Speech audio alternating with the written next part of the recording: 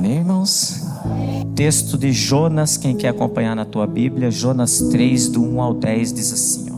E veio a palavra do Senhor segunda vez a Jonas, dizendo: levanta-te e vai à grande cidade de Nínive, e prega contra ela a mensagem que eu te digo. E levantou-se Jonas e foi a Nínive, segundo a palavra do Senhor. Ora, Nínive era uma cidade muito grande, de 3 dias de caminho. E começou Jonas a entrar pela cidade, caminho de 1 dia, e pregava dizendo: ainda 40 dias e Nínive será subvertida. E os homens de Nínive creram em Deus, e proclamaram um jejum, e vestiram-se de saco, desde o maior até o menor. Esta palavra chegou também ao rei de Nínive, e ele levantou-se do seu trono e tirou de si as suas vestes, e cobriu-se de saco e sentou-se sobre a cinza, e fez uma proclamação que se divulgou em Nínive, pelo decreto do rei e dos seus grandes, dizendo: nem homens, nem animais, nem bois, nem ovelhas provem coisa alguma, nem se lhe des alimento, nem bebam água. Mas os homens e os animais sejam cobertos de saco, e clamem fortemente a Deus, e convertam-se cada um do seu mau caminho e da violência que há nas suas mãos. Quem sabe se voltará a Deus e se arrependerá e se apartará do furor da sua ira, de sorte que não pereçamos. E Deus viu as obras deles, como se converteram do seu mau caminho, e Deus se arrependeu do mal que tinha anunciado lhes faria, e não o fez. Irmãos, para nós entendermos essa passagem aqui, nós vamos relembrar um pouco quanto aos acontecimentos que ocorreram na vida de Jonas, para que ele, volta no primeiro versículo lá, para que ele, teve que ouvir arrependimento dele, para que a palavra de Deus se achegasse a ele pela segunda vez. Teve que haver arrependimento, irmãos. Então Deus está falando sobre o arrependimento para nós essa semana. Deus fala para Jonas se levantar, ir à grande cidade de Nínive e clamar contra ela, porque ele fala assim, porque a malícia daquela cidade já chegou diante da minha presença. Deus fala para Jonas. Ou seja, Deus não estava se agradando das obras de Nínive. Então ele pega o profeta Jonas, fala: vai lá e apregou aquela cidade. Porém Jonas, irmãos, não quis ir. Ele tentou fugir da presença de Deus. A Bíblia nos relata que ele desceu para Jope, e ali achou um navio que ia para Tarsis. E olha só, ele pagou para isso. Ele pagou uma passagem.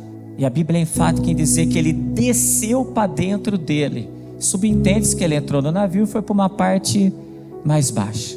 Irmãos, aqui já foi até pregoado acerca disso. Aqui já fica claro para nós que Jonas começou a perder nível espiritual, por desobedecer uma ordenança de Deus para ir apregoar em Nínive. A palavra de Deus nos diz que ele desceu para Tarso. Olha a descida, está descendo o nível. E dentro do navio ele já foi para um lugar mais baixo. Olha o descer nível da parte de Deus, irmãos. A partir daí que Jonas parte nesse navio, Deus manda o vento ao mar, e forma-se uma grande tempestade. A Bíblia nos diz que o navio estava a se quebrar, irmãos. Estava a se quebrar. Você imagina o tamanho da tempestade que Deus mandou diante daquela navegação, diante do mar, que tudo está no controle dele. Diante de todo esse cenário, irmãos, todos que estavam a bordo começaram a sentir medo e clamar aos seus deuses com letra minúscula. Cada um tinha o seu Deus. E a Bíblia nos relata que eles começaram a lançar tudo ao mar, as cargas, para poder aliviar o peso do navio. E se você for ler a história de Jonas, aí neste momento ainda fala que Jonas, ele desce para o porão do navio e passa por um sono profundo. Olha o perder mais nível ainda espiritual. Aí ele foi lá para o porão, irmãos, e dorme um sono profundo. Irmãos, olha só se nós desobedecermos uma ordem do nosso Senhor Jesus. Por isso que nós reforçamos, se Ele pede para falar, fala, irmãos, com sabedoria, com assertividade, fundamentado na palavra de Deus, para que nós não venhamos a perder nível espiritual, a ponto de nós estarmos deitados e não de pé espiritualmente falando, e ainda passando por um sono profundo, está dormindo espiritualmente falando. Ou seja, naquele momento nós podemos dizer que Jonas não estava na presença de Deus. Continuando o texto de Jonas, se a gente for ler nos detalhes lá na palavra de Deus, a Bíblia nos diz que Jonas sabia que tudo aquilo estava acontecendo por causa da desobediência dele. Mas nos detalhes falam que tiraram sorte e caiu para Jonas. E ele falou: tudo isso está acontecendo por causa de mim. Perguntaram para ele: o que a gente faz para parar, para que isso pare? Ele falou assim: vocês vão ter que me jogar ao mar para que a tempestade cesse. E assim, irmão, pois bem, assim fizeram aqueles homens. Levantaram Jonas e jogaram ele ao mar. E a Bíblia nos relata que o mar cessou, ou seja, findou a tempestade. Irmãos, após Jonas ser lançado ao mar, a Bíblia nos relata que Deus preparou um grande peixe para que o tragasse, para que o engolisse. Tanto que a Bíblia nos relata que Jonas ficou 3 dias e 3 noites no ventre desse peixe, nas entranhas desse peixe. A partir daí, irmãos, começa o arrependimento de Jonas. Porque o peixe foi lá no mais profundo, ele desceu mais nível ainda. Ele saiu do porão, foi o peixe e levou ele lá para o mais profundo mar. Olha o desnível espiritual na vida de Jonas. Mas aí começa a aparecer o arrependimento na vida de Jonas. É o que Deus está falando para nós nessa semana. Arrependei-vos, arrependei-vos. Mas por que houve o arrependimento na vida de Jonas? Porque ele reconheceu o Deus que ele servia.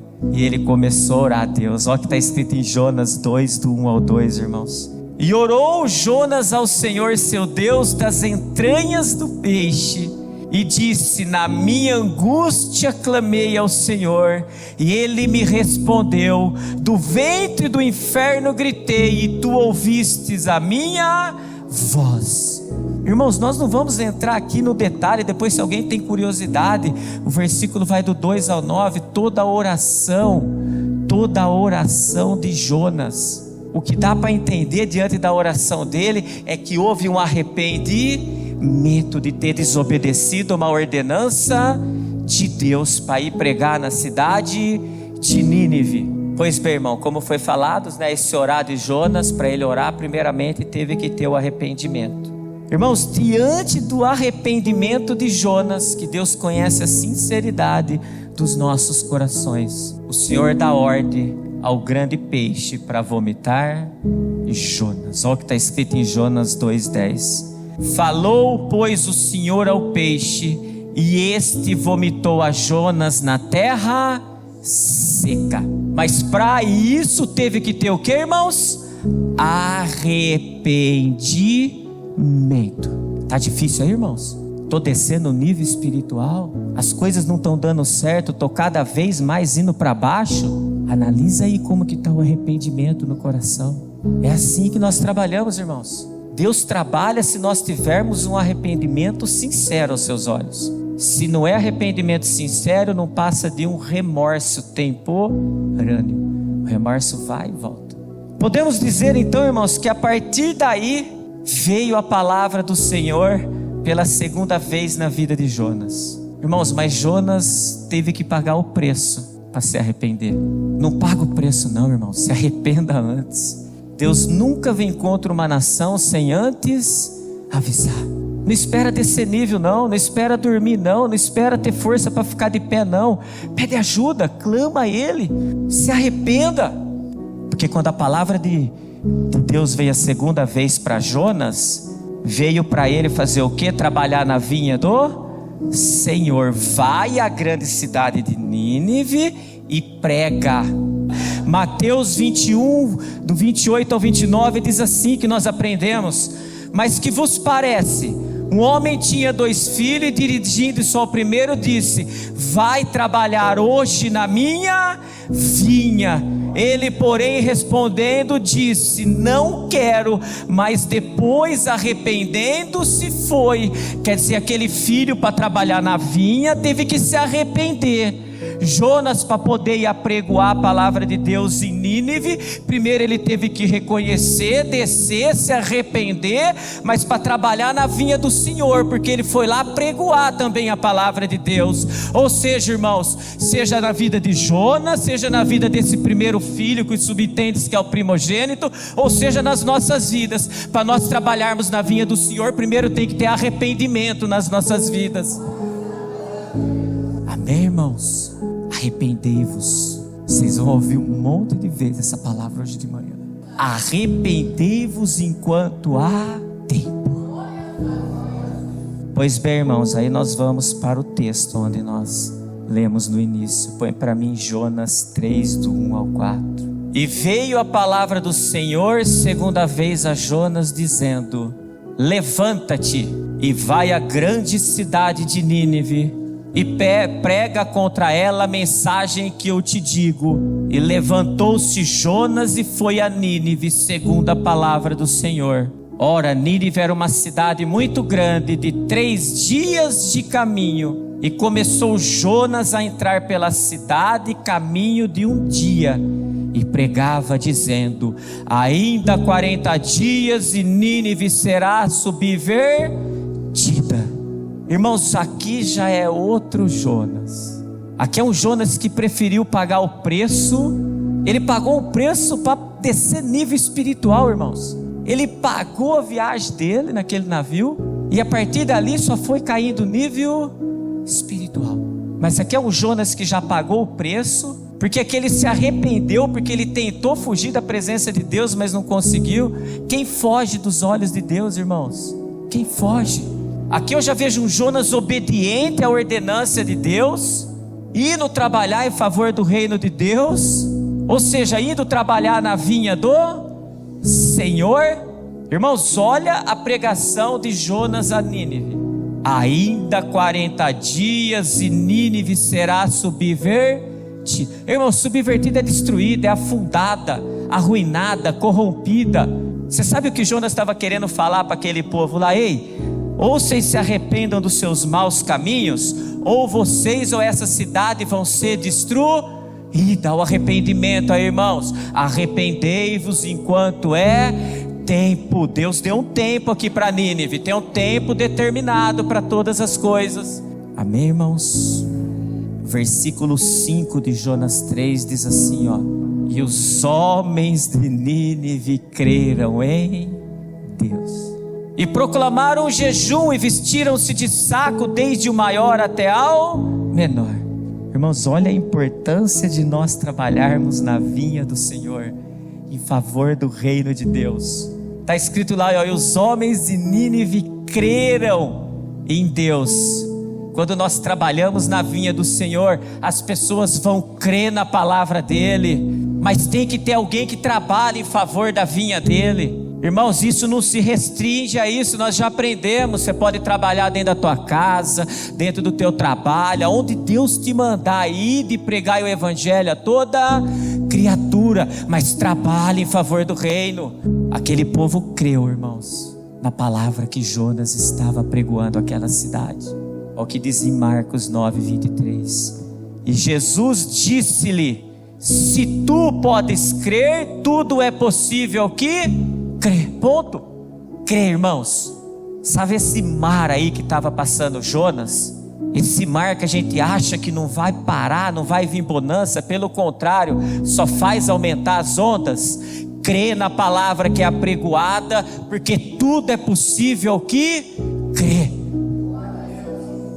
Mas tem que ter arrependimento. Se não tiver arrependimento, sabe o que subentende-se aqui? Volta para mim para o versículo 5. Aqui subentende-se que, como os homens de Nínive creram em Deus, irmãos, eles acreditavam que a sentença deles poderia ser esquecida, poderia ser revertida diante do nosso Deus. Se a gente fizer da maneira que lhe apraz, como a palavra nos ensina, e Ele vê um arrependimento sincero em nós, que é o dia da expiação, do perdão dos nossos pecados, aquilo que está para a gente colher, Ele revoga aquela colheita. Continuando o texto, olha o que diz o versículo 6, 7 e 8 de Jonas 3. Esta palavra chegou também ao rei de Nínive, e ele levantou-se do seu trono e tirou de si as suas vestes e cobriu-se de saco e sentou-se sobre a cinza. E fez uma proclamação que divulgou em Nínive pelo decreto do rei e dos seus grandes, dizendo: nem homens, nem animais, nem bois, nem ovelhas provem coisa alguma, nem se lhes dê alimento, nem bebam água, mas os homens e os animais sejam cobertos de sacos e clamam fortemente a Deus e convertam-se. Para converter tem que ter um verdadeiro arrependimento, cada um do seu mau caminho e da violência que há nas suas mãos. Irmãos, olha que forte isso, a pregação de Jonas. Olha a importância de nós trabalharmos na vinha do Senhor. A pregação de Jonas chegou até o rei de Nínive, a ponto do rei, irmãos, está lá, ó. Ele se levantou do seu trono, tirou as vestes, cobriu-se de saco e sentou-se sobre a cinza. Olha a importância da pregação do evangelho da paz. Oh, irmãos, vamos mais além. Além de chegar aos ouvidos dele, a Bíblia fala que ele fez um decreto, ele e os seus grandes, irmãos. Isso é um decreto, irmãos. Quer que Deus escreva uma nova história no teu próximo ano? Arrependa-se, reconheça a pobreza espiritual. Porque, irmãos, quando a gente se despe de tudo, a gente vê quão miseráveis homens nós somos. Nós não somos nada, irmãos, ó, um sopro na mão de Deus. Isso é reconhecer a miséria. Isso é o verdadeiro arrependimento. Colocar o joelho no chão e falar: meu Deus, eu não sou nada. Porque a Bíblia nos diz que todos nós somos pecadores. Às vezes nós pecamos consciente, às vezes nós pecamos inconsciente. Mas pecado, é para nossa própria condenação. E a gente sabe que o salário do pecado é a morte. Mas ao Deus que nós servimos, Ele nos dá a oportunidade em um dia de nós nos redimirmos dos nossos pecados de um ano todo, para que Ele escreva um novo ano na nossa vida. Aquele que teve um arrependimento verdadeiro, porque Deus não é homem para que minta, nem filho do homem para que se arrependa. Aquele que teve um arrependimento verdadeiro, você pode ter certeza, vai colher as benevolências do Senhor, e aquilo que era mal para nossa colheita, ele vai se arrepender daquilo que ele escreveu.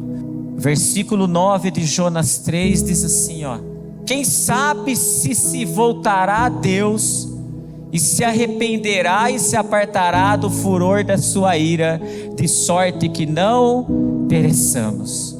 Irmãos, olha a importância do arrependimento.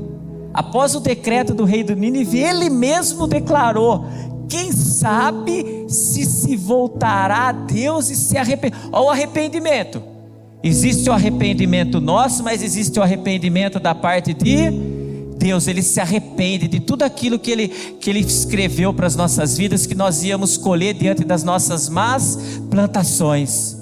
Mas guarda algo, irmãos: para que haja um arrependimento da parte de Deus, primeiro tem que ter um arrependimento da nossa parte.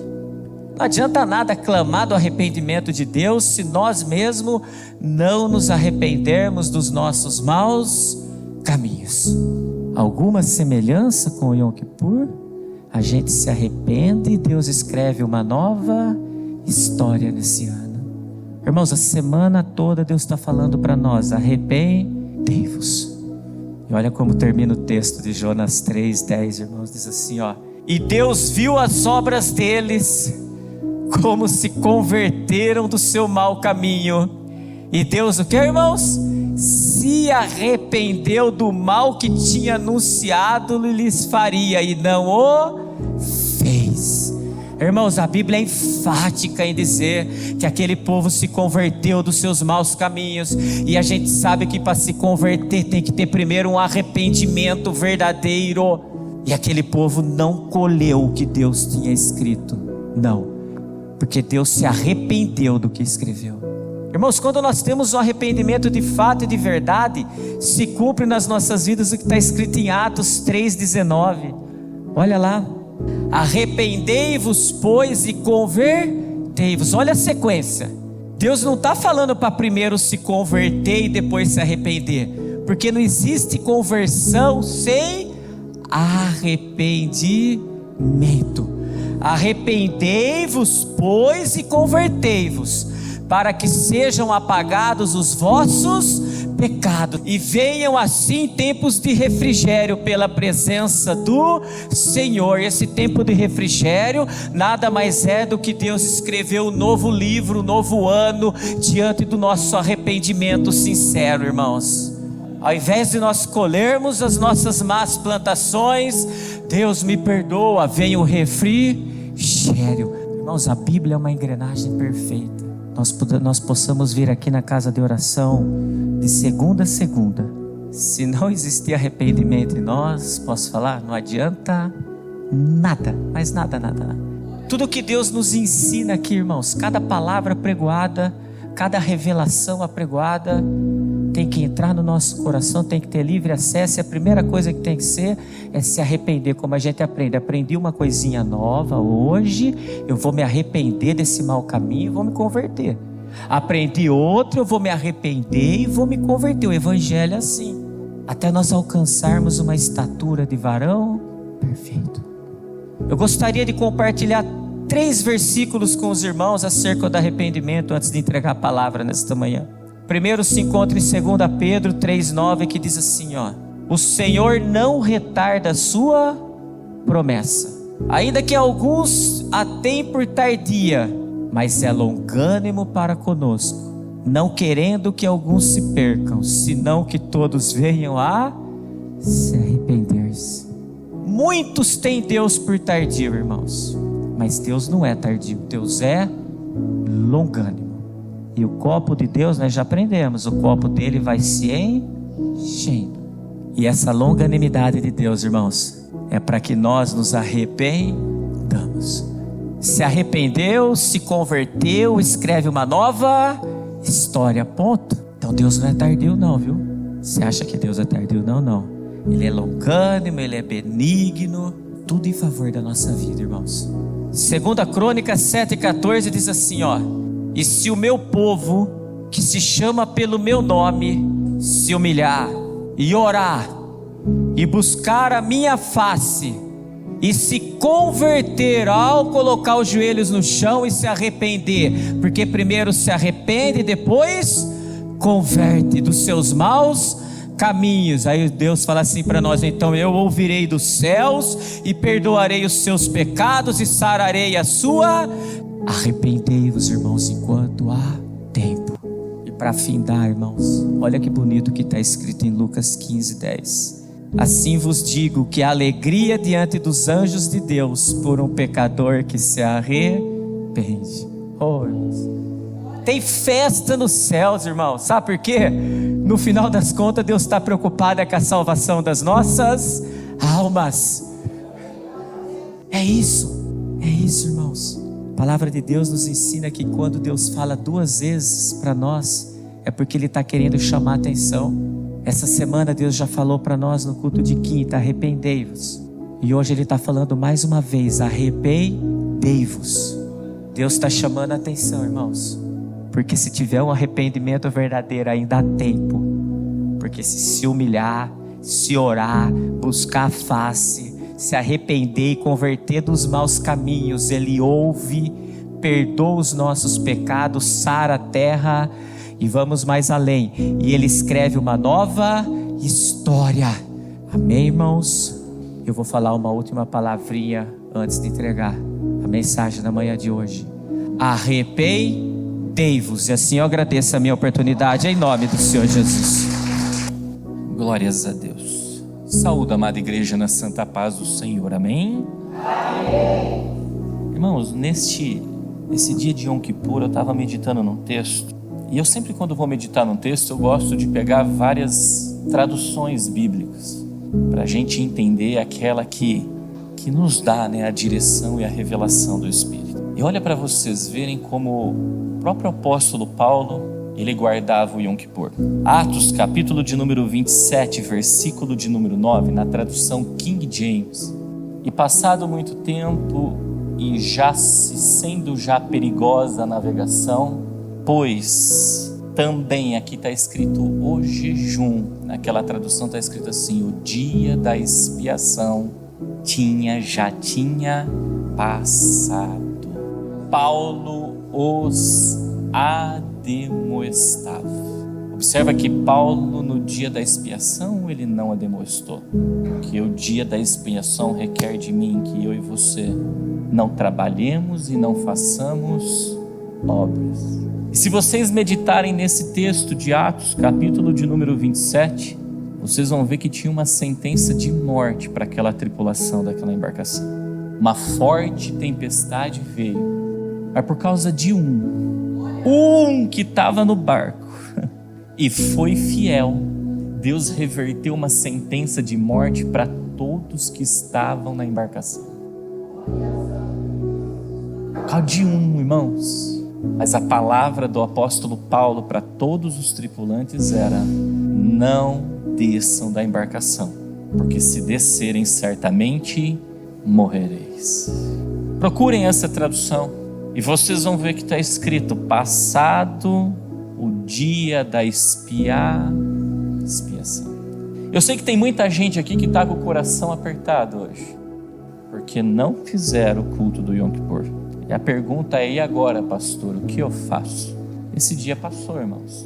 Mas como nós já aprendemos, o véu rasgou. O sumo sacerdote não está somente um dia na presença de Deus, mas o nosso sumo sacerdote está todos os dias. E ele é o cordeiro pascal da nossa expiação. A primeira coisa que eu devo fazer no meu particular já é me arrepender de não ter participado. Se arrepende de não ter participado, porque no ano que vem significa que você vai o quê? Participar. E quem sabe, como sucedeu com Nínive, também não suceda com a tua vida. Se o nosso sumo sacerdote entrasse só uma vez diante do Todo-Poderoso, diante de Deus e Pai do nosso Senhor Jesus Cristo, eu ia falar: agora espera.